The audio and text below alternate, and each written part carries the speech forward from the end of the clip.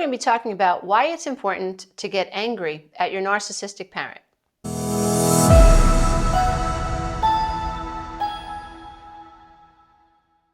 So before anybody gets excited about what this video seems to be about, we have to understand that anger and getting in touch with anger is a very important part of the healing process. If you were raised by narcissistic parents, you know that it's almost impossible to be permitted to feel what you feel. And when you were traumatized by being raised by a narcissistic parent, and I also want to say that anyone that has not been raised by a narcissist may not be able to relate to this video. That people who have actually been raised by a narcissistic mother or a narcissistic father, and who know what it's like, if you're the daughter of a narcissistic mother, you know what it's like to feel like your mother has disdain for you. You know what it feels like to feel like your mother is jealous of you. You know what it feels like if you're the son of a narcissistic father to feel like your father is in competition with you and he's highly critical of you and he wants you to do what he wants you to do, and he cannot validate you unless you absolutely bend over backwards to fit his version of you. You know what it feels like to go to school and to feel like there's something wrong with you when you hear about your classmates talking about what they did with their moms or the dads over their weekend or the family. You know what it feels like to grow up craving love like you crave air. I mean, it is a feeling of suffocation, like you're being suffocated of air. Like love is right in front of you. There's your mom, or there's your dad, and you can't touch it. It can't get to you. And it makes you feel like you're suffocating. And then as you grow up, you begin to believe, I believe it's the cognitive dissonance and the backwards rationalization that our minds naturally go through that cause us to come to the conclusion that it must be us. There's something eternally flawed about me that makes it impossible for my mother or father to love me. And we carry this wound around us like the scarlet letter. And it's Mother's Day, it's Father's Day, it's their birthday, it's our birthday, and there are family gatherings and you feel like a fish outside of the aquarium, and nobody understands what your perspective is all about. Nobody can appreciate the perspective of the inner child or the child who was born to and raised by a narcissistic parent. It is so mind-boggling, and I get it now, but when you're young and you're being raised by somebody who completely lacks self-awareness, there is no accountability, they're always wrong, and their agenda is to make you, their child, wrong, right? They're getting narcissistic supply from the criticism, from embarrassing you, from putting you down, from making you feel like nothing you ever do is good enough, to making you feel like a complete obligation, that it's all your fault that your mother or your father has to work so hard and they had all these opportunities that they had to give up on because you were born, and aren't they these wonderful people that rolled around in the sack with somebody and happened to get pregnant and had you? It's all your fault, dear one. It's all your fault. Don't you understand? This is what a narcissistic parent does. They create you and then they berate you, right? They create you and then they demoralize you. They criticize you, humiliate you, discard you, devalue you. You will never be good enough. You will be compared to your cousins and your sister, or, you will suffer their internal projections. In other words, like everything that your mother is guilty of, she'll vomit it all over you. Everything that your father wasn't able to achieve, he'll put that on you. And he'll feel like you owe it to him to achieve this dream that he was never able to achieve. And you will be accused of being selfish, ungrateful for not doing what these people wanted you to do. Nothing you do will ever be good enough, ever, ever. They will make fun of you on your wedding day. If you go to them and you tell them that you're in pain, they'll call you a drama queen. If you go to them after being in some toxic relationship, They'll suggest that you were just too selfish or that you're too much and you can't get along with anybody. This is the type of consistent gaslighting that children who are raised by narcissistic parents endure day in and day out from the moment they're born. Now, a big problem is that when you are this person and you have this dysfunctional relationship with your mother and your father, and I think a lot more of us have these types of relationship than we're actually aware of. I think that a narcissistic parent can annihilate a human being's ability to hold on to themselves and to be objective, to the point where, you're just so beaten down, you don't even try to, it's learned helplessness. You don't even try to fight back anymore. You are, your complex PTSD is so off the charts that you're not fighting, you're not fawning, you're freezing, you're fleeing, you're using escapism. You know that any interaction with your mother and or your father is going to be extremely painful, so why try? You know that as a child, no matter how many A's you got or B's you got, or no matter how hard you tried to please them, it was never enough. The criticism was always there. They discarded you. They devalued you. You know that no matter how hard you tried to get a trophy, it was never good enough. And so you know that going to them when you're wounded and when you're hurt, you're just going to be more hurt. They're going to blame you for why you're hurt. You know that. And so you get to a point where you are just not even going to try anymore. Or you can get stuck fighting with your parents, just all out fighting and angry. And that's the only thing that's the only way to communicate. Or you can end up fawning the rest of your life. That's the problem. When you come from a traumatic background where emotional neglect is the norm, psychological abuse is the norm. I'm not even talking about overt physical abuse. I'm talking about the onslaught of psychological abuse, the constant invalidation, the constant guilt, the constant shame. It's maddening. It's absolutely maddening. Going to your mother or your father for comfort and being, taught that, you don't deserve their compassion. I had one client tell me that she said to her mother, I just always thought that one day you'd be proud of me. And she said, well, as of yet, you've never done anything that I could actually say that I'm proud of you for. This is somebody who achieved great success in her career, and it was not enough for her narcissistic mother. So it's like they're always moving the goalpost, right? I'll never be able to please you. And yet this is air. This is love. This is the person who is supposed to show you that you are worthy, that you are enough, right? When you look into the eyes of your mother, into the eyes of your father, what should be coming back is, you are enough and I love you. That allows you to find your identity. The who I am is enough, because this person who I think is absolutely amazing and represents God to me says that I am enough. Now, because you said it, there is a witness, right? My mother has said it. My father has said it. There's a witness to my worth. Now I know that I am. Now I know I exist. And I know that whatever I am is worthy. Now, if you come from a home like that and that's been your experience, then, you're able to set boundaries. You're able to say, hey, knock it off. That hurts, right? So when you have to fight or push back, you do. Right? You're not someone who's going to go into rescuing and enabling and fixing, right? That's what codependents do. And that's why narcissists and codependents, they're like hands in a glove. Because, I believe that narcissists are, I think it's fair to say we all understand this by now, that a narcissist is self-focused, right? And a codependent is other-focused. So it's two people in one relationship, two people focused on the one person. And this is whether you're in an intimate relationship or you're in a relationship with a narcissistic mother or a narcissistic father. You are in a relationship with two people, and both people are worried about the one person. Worried about what? What they think, what they feel, what they want, what they say about you, what they don't say about you, what they do, what they don't do. If you're in a narcissistic relationship, the two people are concerned about the one person. So the narcissist is concerned about what I think about my daughter that continues to disappoint me, and is so selfish, and wishes she was me.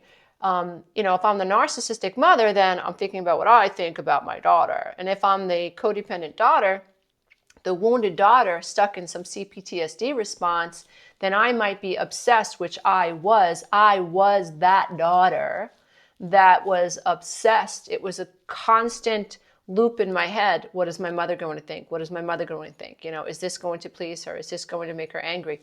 Unbelievable, unbelievable. Until I was about 36 years old and I had, an OK Corral moment with my mother where I pointed my finger in her head and, well, in her face and said, you're not the boss of me anymore and I'm not 12 years old anymore and you don't get to treat me like this. Thank goodness I was in therapy at the time with a psychotherapist that understood codependency. And, he was helping me understand that I had no I, that being raised in this home had taught me that I didn't have a right to my own Buddha self, my own inner self. I had my own inner child. I had no right to protect my inner child. I had no right to say, hey, knock it off. I was in escapism mode. I was in OCD mode. I was in love addiction mode. I was anywhere but here, dealing with how I felt about this grown-ass person, my mother, treating me in such a cruel way and lacking the awareness as to how she was affecting me. My mother had no awareness that she was the adult child of two drunks. Yes, two drunks. Alcoholics are alcoholics, but my grandparents were drunks, passed out on the couch drunk. No clean clothes, no food in the refrigerator, mice, rats, cockroaches. That's how my mom grew up. So all of that stuff is unresolved. And who does she project it on? She has me at 19 years old. She was an angry person. So very, very strange. But my mother, in my opinion, would take her anger out on me. All of her resentment, all of her frustration, she took it out on me. And I was an innocent little baby that just wanted my mommy. I have no concept that my mother's 19 years old. I have no concept that her father died 5 months before I was born. I have no concept that my father is high on the narcissistic spectrum and she's frustrated. I have no concept of what it means to be the adult child of an alcoholic. I'm an innocent baby born to this crazy situation, and my experience was hostile. My mother didn't have the ability to nurture me. I don't blame her anymore, but I'm just saying it like it was, and so very strange. Mom was passive aggressive with me and verbally abusive with me, physically abusive, psychologically abusive, and I could see her be passive aggressive with my dad. But holy Hannah, she was so codependent on that man. She stuffed all her emotions and she toned herself down to make him happy. But when there was no one around, there was hell to pay because that woman was on a rampage and she was a rageaholic. Now, the problem we have as adult children of narcissistic parents is that we were annihilated day in and day out. We loved these people. We were dependent upon these people that we knew we needed for our survival. So if I get cast out of this tribe, I don't eat, I have nowhere to sleep. That is terrifying to know that the person that you love can hurt you and is hurting you.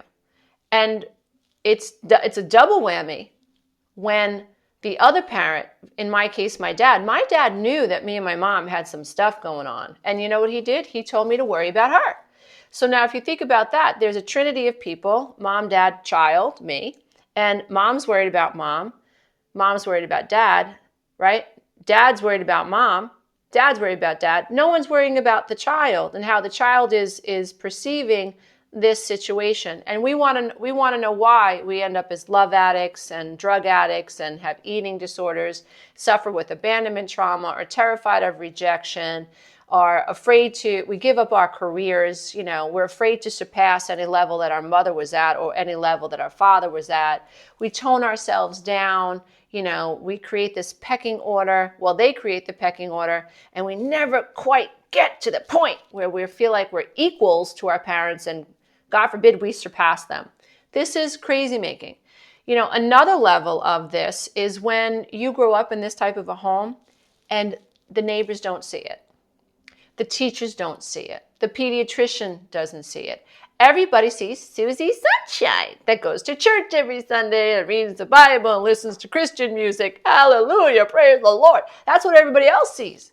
No one sees the reality of the inner child or the child that is born to people who have serious emotional, mental health issues. Nobody sees that.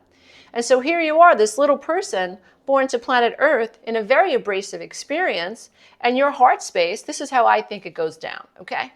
This is just my theory, because I believe everything at the end of the day is vibrational, right? So you got a little baby that is innocent, divine, and pure, is bloop, plopped into this external 3D experience, and the energy of the home is thick and abusive and toxic and cold. And it's nothing but it's not nurturing, right? And mom's full of stuff and dad's full of stuff, all this emotional baggage.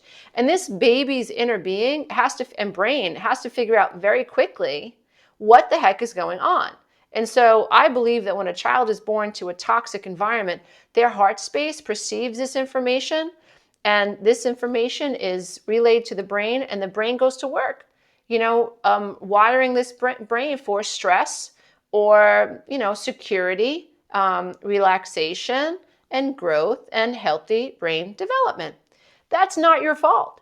If you are now, easily frightened, if you are somebody who struggles with eating disorders, or if you're somebody who keeps attracting narcissistic people, if you're somebody who escapes all the time through addiction or alcohol or sex addiction or whatever, that's not your fault. If you are a people pleaser, or if you are a head bobber, if you see yourself as the picker-upper, you're the mop, you're the broom, you're the paper towel, you're the bleach, you're everything in your family. You are the person in your family that has no needs, right? You are there for everybody else. Who are you going to attract? You're going to attract somebody that takes and takes and takes. That's what you're going to attract. That is not your fault. You might be somebody who is stuck in reactivity. Again, not your fault. If you're born as an innocent child to a situation or a home that makes you feel like your life is in jeopardy, well, think about the survival. We have to figure out fight or flight, and when you're born to people that you depend on, you can't run away from them. You are stuck, dear one. You are stuck. So codependency, depression, anxiety, in my humble opinion, is the result of being born in these situations. We need to be looking under the hood of our conscious mind and looking into the subconscious mind and going back in time and figuring out why. Why am I codependent? Why do I keep attracting narcissists? Why do I fawn? Why do I hang on to relationships when it is blatantly obvious to everybody else but me that the person is not interested in me? I've attracted a love avoidant. Why do I keep trying? Why do I keep throwing myself up against the door? And don't think that just women do this. Men do this too. Codependent men from dysfunctional homes where they were raised by a narcissistic mother or a narcissistic father end up in lots of situations being codependent men that chase more narcissistic women, or they get involved with women who can't receive the love that they want to offer them, right? And so this happens across the board. Now, the reason it's important that we get in touch with anger is because anger allows us to feel me, the I that I am. When you are a child and you're born to dysfunctional people, that ability is annihilated. You get mad at your parent because they left you in the rain. They were supposed to pick you up at 3 o'clock. And they went out to the gym, or they went out to play tennis, or they went to go do whatever the hell dysfunctional parents do, and they didn't care to pick you up, and they thought, oh well, she could walk home. It's not that far. Meanwhile, it's 27 blocks, and there's a thunderstorm out, right? You're just getting over the flu. Mom doesn't care. If mom's a narcissist, she's able to rationalize. Blah, blah, blah, blah, blah. Well, I cooked her breakfast. She's got clothes on her back. She doesn't pay rent. You're 8 years old. You're 8 years old. Hello, this is crazy town, but this is what happens, right? God forbid you walk home and you say to your mom, Mom, you were supposed to pick me up at 3 o'clock. God forbid you have that I am moment. I exist, and this is who I am, and this is anger, and this is good, and this is real. Because healthy people, they feel anger.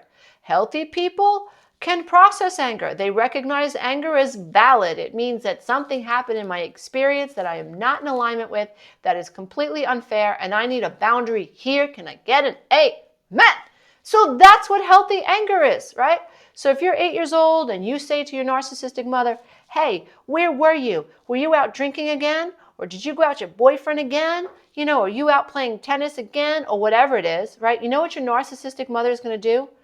Forget about it. She's going to annihilate you. She's going to stomp on your head. She's going to make you feel like you had no right in the world to question her or to get angry at her. There is no fairness when it comes to a narcissistic mother.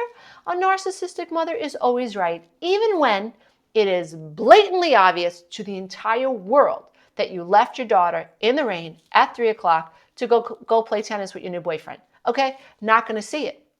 She's going to turn it around. She's going to try to make you feel guilty. She's going to talk about the fact that you had dinner last night and 2 weeks ago how she did show up to pick you up. The fact that she did not show up for you now and you had to walk home 27 blocks in a thunderstorm doesn't matter, dear one, when you have a narcissistic mother. Irrelevant, irrelevant. When you are that child, guess what? You have been consistently taught and conditioned, and what I say is psychologically programmed. You have these default settings in your brain associated with setting a boundary with mom or talking about how you feel. So now what happens when you talk about how you feel, which is what you're supposed to be doing, right? And expressing yourself is what you're supposed to be doing. That's how you develop your boundaries as a person, right? That's how you say, this is who I am, right? By acknowledging this anger, right? When you do that and it's annihilated consistently, you know what happens in your brain? Your brain learns to associate more pain with standing up for yourself than shutting up, right? So guess what? Rather than avoid more pain and harassment, now mommy's not talking to me for a month, and now mommy's on the phone talking to her boyfriend about what a nasty little selfish little girl, ungrateful little girl I am. Rather than my mom now not letting me go see my dad, I shut up, right? I shut up. It is not worth talking to this woman. It is not worth talking to a narcissistic father about how he embarrassed you at the baseball field. It's not worth it. He's going to smack you in the back of the head in the truck as soon as no one's around, right? This is what's going to happen. So children from these homes learn to cut themselves off. So their heart space, you want to talk about chakras, your heart space is constricted. You walk around feeling like there's an elephant on your chest, and you can't tell anybody because the people that you know, that know your parents, don't see what they're doing to you. Narcissism, in most cases, I think, happens behind closed doors. This is Dr. Jekyll, Mr. Hyde thing kind of thing going on, where, you know, and if you're a real narcissist, like mom or dad, if they're a real narcissist, they go to work bragging about, you know, how proud they are of you. And when they come home, they're talking smack about you. They're putting you down. And you're like, holy Hannah, what is happening? Quick story. When I was about 12 or 13 years old, I remember my mom asked me, and any of you out there who have had a narcissistic mother or father, or a mom or a dad that's at least on the spectrum, let's just say, not very good at nurturing you and validating you, understanding you. Let's just say that. You'll get this story. So I'm about, I don't know, I guess between the ages of 12 and 14 maybe. And my mom says, so what do you want for Christmas? So I remember feeling like, should I tell her what I want? You know, she's asking me, but, you know, I'm kind of afraid because my mother had always infused me with this idea that I was selfish, that I was ungrateful, that I was the worst person. I remember feeling I am bad. Like I can't do good things because I'm bad. My mother would call me a bad girl. Sorry, she's passed on. You know, the angel over my shoulder, that represents my mom to me. I know that when she crossed over, she learned all the things that she could have done better. I get it now. But in the moment, this is what she and I went through. It was a very toxic, unfair, abusive relationship, in my humble opinion. And so anyway, you know, this is what I grew up with. So when my mom asked me, like, what do you want? I was afraid. I was like, I don't know how to answer that. You're going to shoot me if I tell you what I really want? You're like, you know, you're going to call your friends and tell them like how selfish I am, but you're asking me what I want. So I'm so confused. When you have a narcissistic mom or a narcissistic dad, seriously, dear one, you are damned if you do and damned if you don't. So, you know, whatever. So anyway, she asked me, come on, tell me what you want. And I said, well, you know, a lot of my friends have these nameplate rings or these initial rings. So back in the day, I was born in the 60s. And by the time I was sometime in the 70s or I guess late 70s, early 80s, back in the day, at least in Queens, New York, a big deal was like these letter rings. So it would be this tiny little initial with these little tiny diamonds in it, right? I didn't care if it was real or not real. I just, well, you know, I'd like an L ring. And she looked at me, she said, what makes you think you deserve that? It would,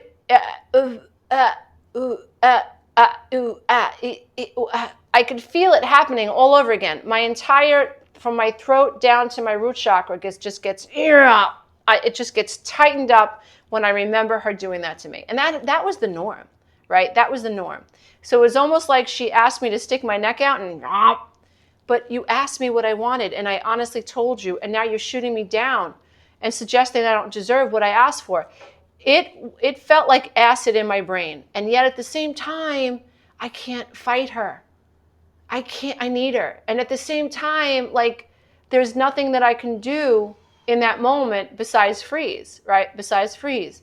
And I felt so much shame, right? And then what do? Then I go to school the next day and I try to win an art ribbon, or I try to, you know, get a really good grade because I don't want my mom to think that I'm not worthy. So I try to fawn, right?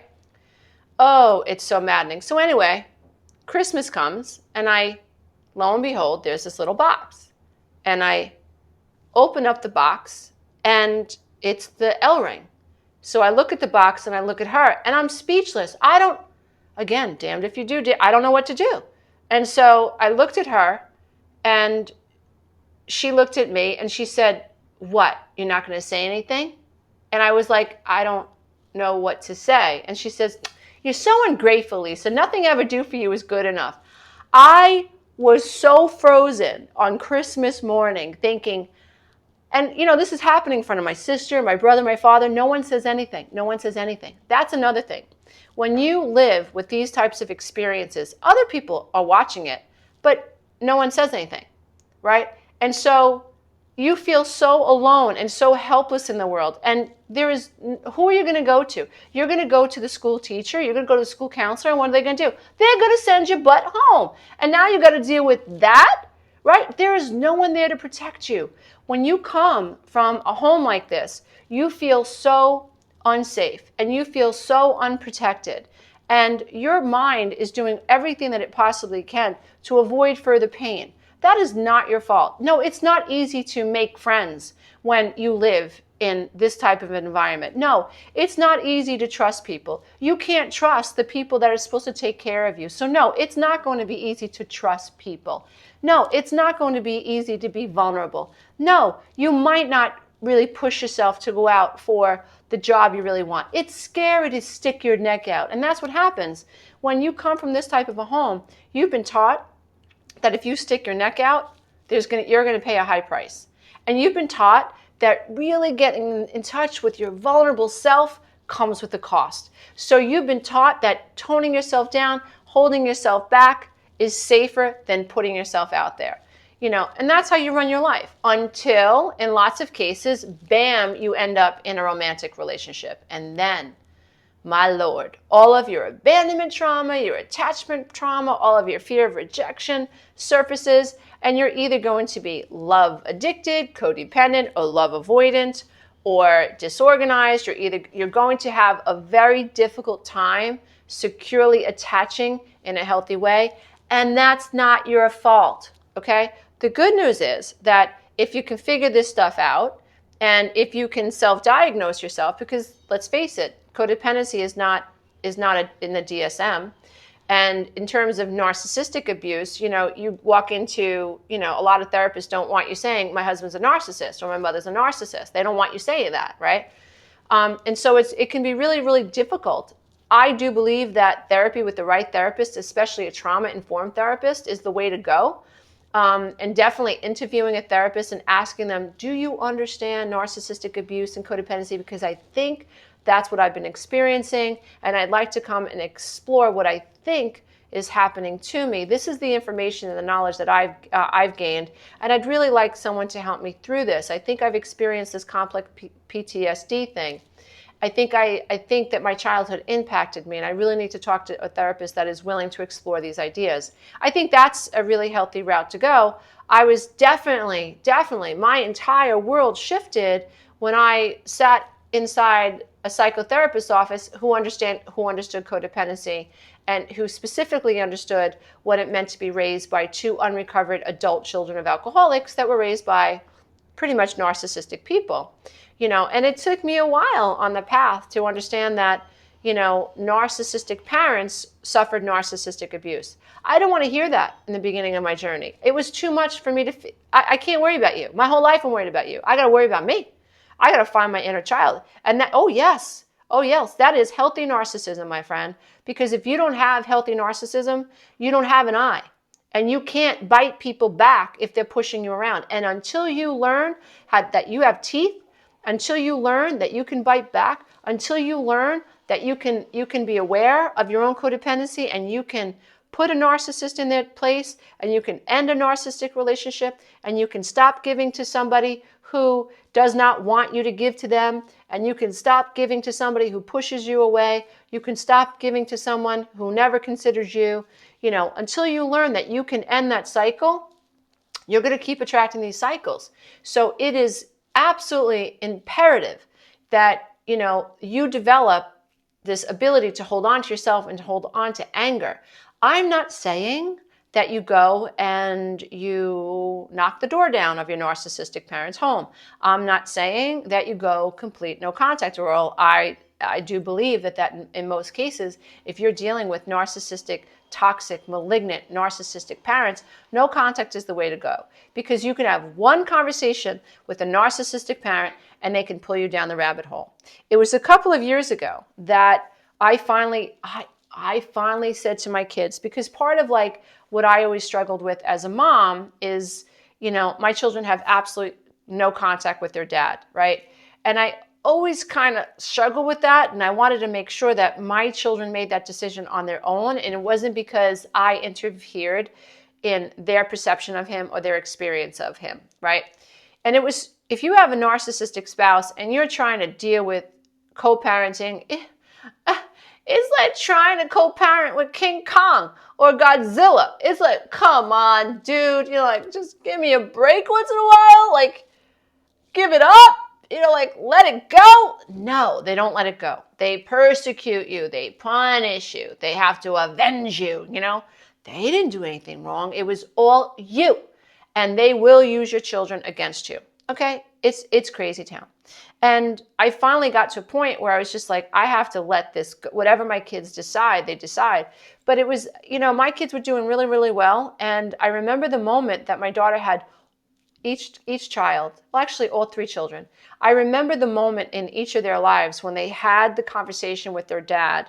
And I knew, he's dangerous to their mental health. No accountability, complete projection. Never says, I'm sorry. And if he does say he's sorry, he's lying. And next week he's telling you, I would have said anything to get you off my back, right? The discard, got involved with the woman. He had warned me years before. And he said, when I get a woman, I'm not going to have anything to do with our kids, Lisa. Is that what you want? If you want to get a divorce, this is what's going to happen. I'm not going to have anything to do with our children, Lisa. Oh, that's my fault? If we get divorced and you don't have anything to do with your children? I mean, he was a prophet back then. He told me that when he got involved with a woman, he would discard his children. And that's exactly what he did. And I remember the moment in each of my children's lives when it became apparent that he was detrimental to their mental health. They wanted to love him. They wanted to get along with him. They wanted to meet him halfway. They wanted to understand his relationship with his new girlfriend and eventual new wife. They wanted to. But there was just no giving on his side. It was just, you're wrong and I'm right. And let me tell you something. When you live with somebody who thinks they're Moses or who thinks they are as good as Jesus because once in a while they read a Bible verse while they're sitting on the toilet bowl, oh, Lord, it's nonsensical. It is just insanity. It is crazy making. And then people like this, what they like to do is they like to say, that's not very Christian of you, Lisa. I never said that that I was a model Christian. I never said, why are you using that against me? You know, like they will throw everything at you and the kitchen sink to try to make you feel guilty, to try to annihilate you, to try to gaslight you, to get you to doubt your reality, and for you to feel responsible for their faulty perception of you. And this is crazy making, because if you don't know what you're dealing with, you stay on this cycle. You stay in this loop. That's why I think understanding your childhood is such a big, big piece of healing from narcissistic abuse. Absolutely. And getting in touch with your anger allows you to get in touch with your I, right? So I'm not saying that you have to go no contact with your parents, although I think that that's a good thing to do, especially if they are malignant narcissists. And every time you talk to them, they have the ability to pull you into a rabbit hole, right? That's not such a bad idea, going no contact, right? You know, I'm not saying that you go on social media and you say, I figured it out. My mother is a narcissist, and you shame her through social media. That's not what I'm saying, because that's really not going to solve anything at all. I'm not saying that you fire off, emails to your parents saying, I figured this out, you're this and you're that. That's not what I'm saying.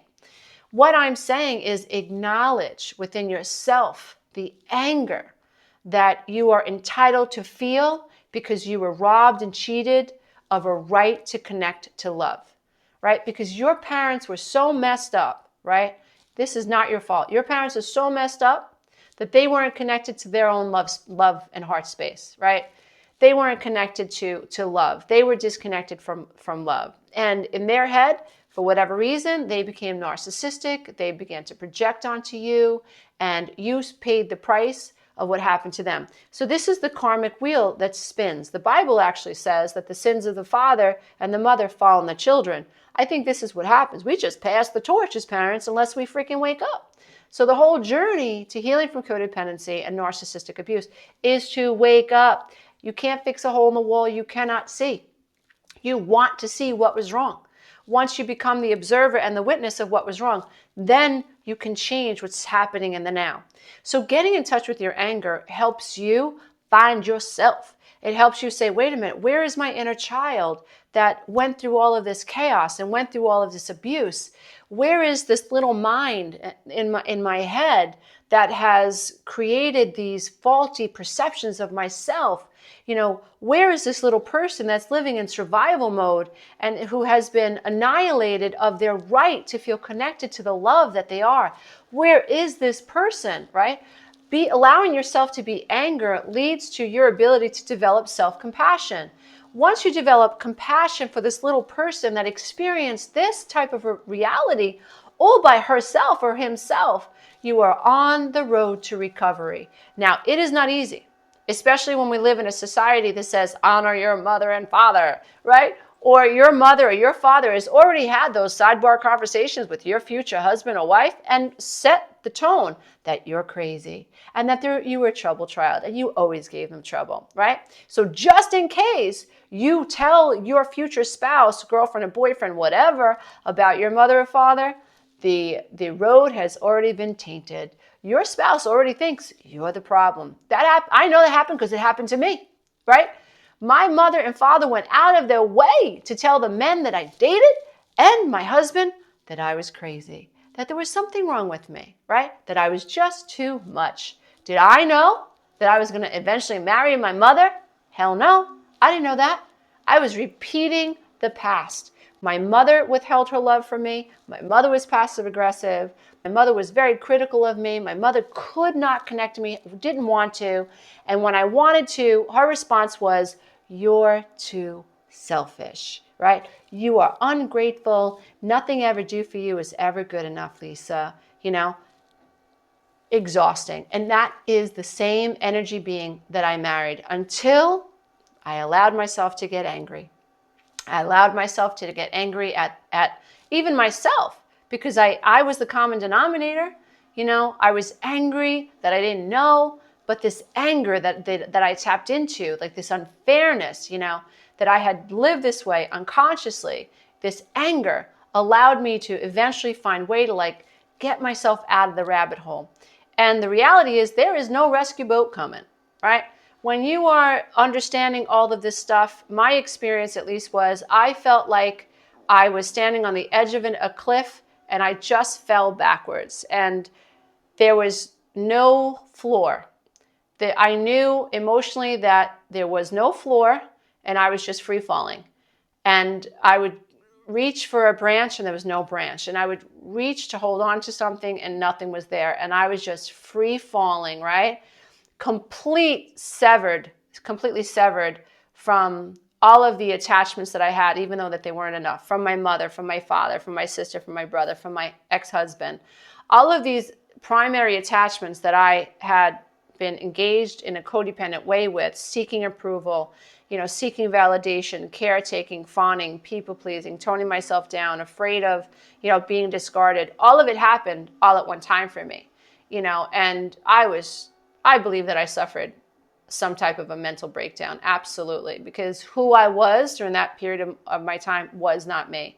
I was a reactive mess. I suffered from severe abandonment, and I was not in my right mind. And it took me quite a bit of time to, and embarrassing moments and just humiliating myself. And like the men that I clung to were just, Lord, it's taken me a while to get past all that, but all of it taught me, that the power was within me, and that being born to such a dysfunctional experience really pushed me off the path to my own inner light. And eventually I was able to forgive my parents and recognize that they were subject to the law of karma, and they were just as unconscious as anybody else. And they were victims of narcissistic abuse as well. But that didn't come until I finally allowed myself to get in touch with anger. And so if you have a narcissistic parent, like I said, I must reiterate, when I started to get in touch with anger, there was this one moment where I said to my mother, you are not the boss of me. I am not 12 anymore. You don't get to treat me this way. If ever a girl needed a mother, it is now. Get out of my way. I'm leaving. And then there was another moment in time with my father, who my father was always, I found it more difficult to confront him. He was a strong Marine, very macho, scary guy when he got angry, and that's how he ruled the house. If he didn't like what was going on, he just raged, so we were terrified of my father, and my mother was afraid of him. So I was afraid of him. But there was a time where I was going through something with my ex-husband, and I just looked at my father and was basically like, how dare you not take my side right now? How dare you know that he is doing what he is doing and you are saying nothing? You are inviting him to dinner. And I was just like, I am freaking done here. We're done. So this is what it's like to grow up with parents who don't get it and who actually go out of their way to project, triangulate, and punish you for the stuff that's going on inside of them. They are so not aware, of themselves and their actions, and they never take accountability. And a situation like this with both my mother and my father, they never said they were sorry. They never took accountability for it. So, it is so important to get in touch with your anger so that you can say, here, I'm going to pin the tail on the donkey. That's what they did. That's what she said. That's why I feel this way. And you don't take this information and beat people over the head with it. That's not the reason for this information. The reason for this information is so that you can go no contact. So you don't have to go to that Sunday meal. So you can say no. So you can walk out during a conversation. So you can honor yourself. So that you can honor yourself. Remember, if you are healthy, you're able to touch anger and express yourself, and then you return back to a state of homeostasis. If you're stuck in anger, that's not good. If you are stuck in a state of fight or flight, that's not good. But to never be able to get in touch with anger and to be angry over what happened to you as a child keeps you stuck. It keeps you codependent. It keeps you fawning. It keeps you escaping, right? Or it keeps you reactive, right? But none of that is healthy. So getting in touch with your anger can help you. Especially if you've never gotten in touch with your anger, learn to find your eye. If you are stuck in anger, that's not good, right? What you need is self-compassion. So rather than get stuck in anger, what you need to work on is, why am I angry? And what is this anger really about? In most cases, I think most people would agree that anger is about loss.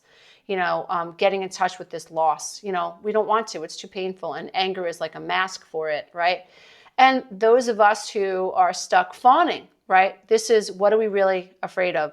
We're afraid of grief and the loss of not having these connections to our parents. And so we fawn and we people please, right? And we don't get angry. We don't set boundaries. Neither experience is healthy. But if we can accept our anger and we can embrace our anger, if we can understand that our inner child had these experiences, and we can infuse self-compassion into these experiences when we think about them, when we journal about them, then we're able to set healthy boundaries. Then we come out of survival mode, and we are affected less in the now by narcissistic parents. If you'd like to learn more about my 12-week breakthrough coaching program that can help you heal from codependency and even help you heal the broken heart of the child that's been born to a narcissist, check out my 12-week breakthrough coaching program at www.lisaaromano.com. Namaste, everybody. Until next time, be careful out there and don't forget to think. Bye for now. If you love this content, check out the next video and don't forget to click the link below so you can take the codependency quiz. Devaluing going on. They mock you. They overstep a boundary. They say something about your children, and they're really testing you. They're trying to see whether or not you're going to push back.